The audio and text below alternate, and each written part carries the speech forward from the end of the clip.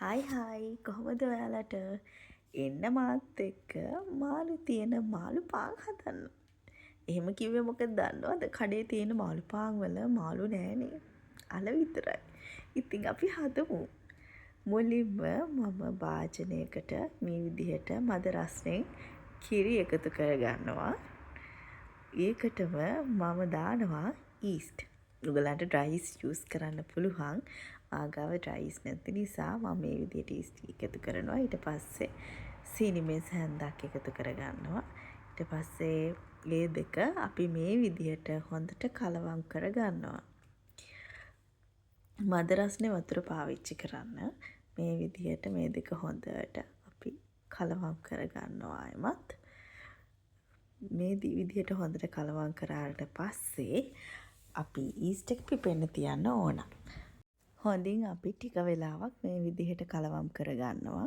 කලවම් කරගත්තු ඊස්ට් මිශ්‍රණය මේ විදිහට අපි පේපර් එකකින් වහගන්නවා. මේ පේපර් එකකින් වහගෙන අපි විනාඩි 15ක් 20ක් පිපෙන්න තියන්න ඕන. ඊට පස්සේ මේ විදිහට ඊස්ට් එක අපි පිපෙන්න තියනවා.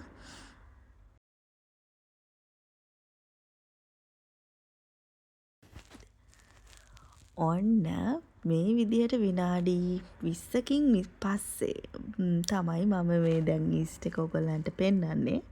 දැන් හොඳට ඊස්ට් එක පිපිලා තියෙනවා. දැන් අපි මේ විදිහට ඊස්ට් එක වහපු පේපර් එකෙන් අයින් කරගෙන ඊට පස්සේ මේ ඊස්ට් එක අපි එකතු කරනවා අපේ පිටි මිශ්‍රණයට. අපි බලමු පිටි මිශ්‍රණය කොහොමද හදාගන්නේ කියලා. මම මේකට පිටි කෝප්ප දෙකක් එකතු කරගන්නවා.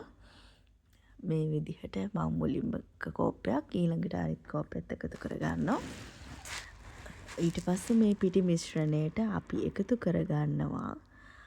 මම දැන් අපි පිපෙන්න තියාගත්තු ඊස්ට් ටික.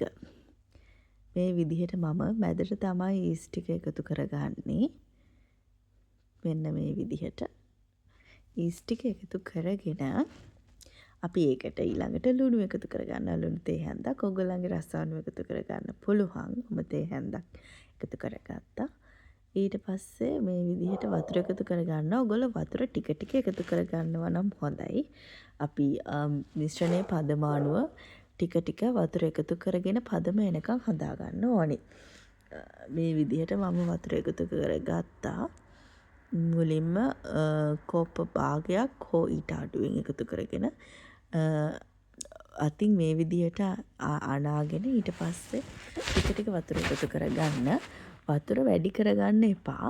එතකොට අතේ ඇල්ලම හිටිනවා පදමට එන්නේ නැහැ.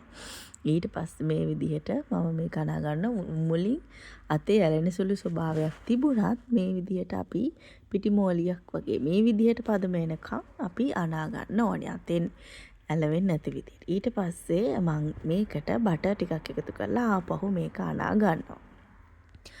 මේ විදිහට අනපු එක අපි රෙදි කෑල්ලකින් වහලා තියෙනවා මේ විදිහට. ඊට පස්සේ අපි විනාඩි 20කින් පස්සේ මේ විදිහට පංච් කරලා වාතය අයින් කරගන්නවා. හොඳට මේ විදිහට පංච් කරලා තියෙන වාතය ඔක්කොම අයින් කරගන්නවා. ඊට පස්සේ ආපහු රෙදි කෑල්ලකින් මේ විදිහට වහලා තියෙනවා. ඊට පස්සේ ආපහු බටර් එකතු කරලා ආපහු අපි මේක අනා ගන්නවා. මේ විදිහට හොඳට අනා ගන්නවා පිටි මෝලිය. මේ විදිහට ඔයගලන්ට පේනවා. ඊට පස්සේ ඒකෙන් මේ වගේ මෙන්න මේ ප්‍රමාණයට වගේ බෝල හදා ගන්නවා. ඔක්කොම පිටි මෝලියෙන් මේ විදිහට මම බෝල ටිකක් හදාගත්තා. ඊට පස්සේ ඒ පිටි බෝල ටික මේ විදිහට රෙදි කෑල්ලකින් විනාඩි 15ක් හෝ 20ක් වහලා තියෙනවා. පස්සේ ආපහු විනාඩි 15කින් හෝ 20කින් මේ විදිහට අපි රෙදි කෑල්ල අයින් කරගන්නවා. අයින් කරගත්තාම මේ විදිහට තමයි හරිම සොෆ්ට්. හරිම සොෆ්ට් විදිහට අපිට පිටි බෝල බලා ගන්න පුළුවන්. මෙන්න මේ විදිහට තමයි පදම එන්නේ. ගොඩාක් සොෆ්ට් එකට තියෙනවා. ඊට පස්සේ අපි දැන් කරන්නේ අපි මැදට දානවන ෆිලින් එක හදාගන්න යනවා. ෆිලින් එක හදාගන්න මෙන්න මේ දේවල් ටික තමයි අවශ්‍ය කරන්නේ. අවමරිස්, ලුණු, කරපිංච, එඟුරු, සුදු ලුණු, කුරුදු කැබැල්ලක්, කරදමුඟු කරාබනැටි. ඒ ටික තමයි අපිට අවශ්‍ය කරන්නේ ෆිලින් එක හදාගන්න. ඊට පස්සේ තම්බපු අල මේ විදිහට අල තම්බලා අපි එකතු කරගන්නවා. ඊට පස්සේ සැමන් පොඩි කරලා මේ විදිහට අපි ගන්නවා. ඊට පස්සේ ලිප පත්තු කරලා පෑන් එකක් ලිපේ තියලා අපි ඒකට මේ විදිහට තෙල් ටිකක් එකතු කරගන්නවා. ඊට පස්සේ තෙල් ටික රත් වීගෙන එනකොට අපි ඒකට එකතු කරගන්නවා අබෑට ස්වල්පයක් මේ විදිහට එකතු කරගන්නවා.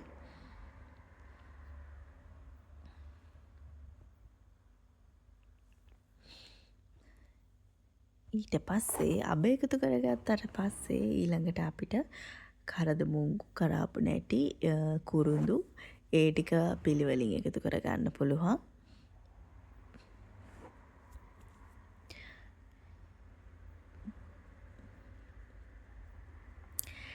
ඒ ටිකත් රත් වීගෙන එනකොට අපිට ඊළඟට එකතු කරගන්න පුළුවන් ඉඟුරු, සුදු ලූණු මේ ආකාරයට එකතු කරගන්න පුළුවන් මේ මිශ්‍රණයට. ඊට පස්සේ අපිට කරපිංච එකතු කරගන්න පුළුවන්. ඊට පස්සේ අපි එකතු කරගන්නවා කරපිංච ටික මේ විදියට එකතු කරගත්තට පස්සේ මිරිස්, අමු මිරිස් එකතු කරගන්නවා. ඊට පස්සේ ලූණු එකතු කරගන්නවා. ඔක්කොම ඊට පස්සේ මේ විදිහට හොඳට පැදෙන්න කලවම් කරගන්නවා. ඊට පස්සේ අපි මේ ටික චුට්ටක් පැදුනහම මිරිස් කුඩු 3-5 කුඩු, ඊට පස්සේ කහ කුඩු, ඊට පස්සේ කෑලි මිරිස් ස්වල්පයක් එකතු කරලා නැවතත් හොඳින් කලවම් කරගන්නවා. පස්සේ අපි එකතු කරනවා තම්බපු අල. ඊට පස්සේ අපි සැමන් ටික මේ විදිහට එකතු කරලා හොඳින් ඔක්කොම ටික නැවතත් කලවම් කරගන්නවා. මේ විදිහට ඔක්කොම මිශ්‍ර වෙන විදිහට කලවම් කරගන්නවා. හොඳට අපි මිශ්‍ර කරුවාට පස්සේ රසායන ලුණු, ගම්මිරිස් එකතු කරගන්න පුළුවන්. පස්සේ නැවතත් අපි කලවම් කරගන්නවා. මිශ්‍රණය හොඳින් මිශ්‍ර වෙන්න ඕනේ. එතකොට තමයි ගොඩක්ම රස. ඊට පස්සේ අන්තිමට අපි ලීක්ස් එකතු කරගන්නවා. ඔයගොල්ලන්ට ලුණු කොළ උනත් එකතු කරගන්න පුළුවන් මේ වෙලාවේදී. ඊට පස්සේ අන්තිමටම අපි දෙහි ස්වල්පයක් එකතු කරගන්නවා. අපි මිශ්‍රණය හදලා ඉවරයි. ඊට පස්සේ අපි අපේ පිටි බෝල ටික මේ විදිහට රොටියක් පොඩි රොටියක් විදිහට මේ විදිහට තුනී කරගන්නවා. විදිහට අතින් හොඳට තුනී කරගන්නවා. පස්සේ ඒකට අපේ මිශ්‍රණයෙන් ටිකක් දාලා මේ විදිහට ඒක චුට්ටක් අපි තුනී කරගන්නවා රොටිය උඩින් තියලා. ඊට පස්සේ මේ විදිහට එක පැත්තකින් චුට්ටක් ඇදලා මැදට තියලා කවර් කරගන්නවා. ඊට පස්සේ අපි අනිත් පැත්තත් මේ විදිහට ඇදලා වහගන්නවා. ඊට පස්සේ අපි අන්තිම කොනත් එකතු කරලා මේ විදිහට උඩින් කවර් කරගන්නවා තුන් පැත්තෙම. මේ විදිහට අපි ත්‍රිකෝණයක් විදිහට හදාගන්නවා. මෙන්න මෙහෙම තමයි අපිට පේන්න තියෙන්නේ. ඊට පස්සේ අපි ඔක්කොම ටික මේ විදිහට පිටි බෝල ටික මේ විදිහට අපි ත්‍රිකෝණයට හදාගන්නවා. ඊට පස්සේ අපි ඒක උඩින් බිත්තර කහමදයක් අරගෙන ගා ගන්නවා. බිත්තර කහමදේ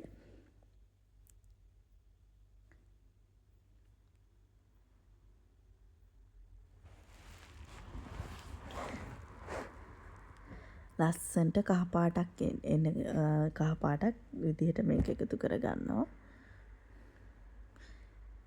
බිත්තර කහමදේ ගෑවට පස්සේ මේ විදිහට තමයි අපිට හදන්න යන මාළු පාන් ටික පේන්න තියෙන්නේ. ලස්සන කහපාටක් තියෙනවා. දැන් අපි මේක oven එකට දාන්න තමයි යන්නේ.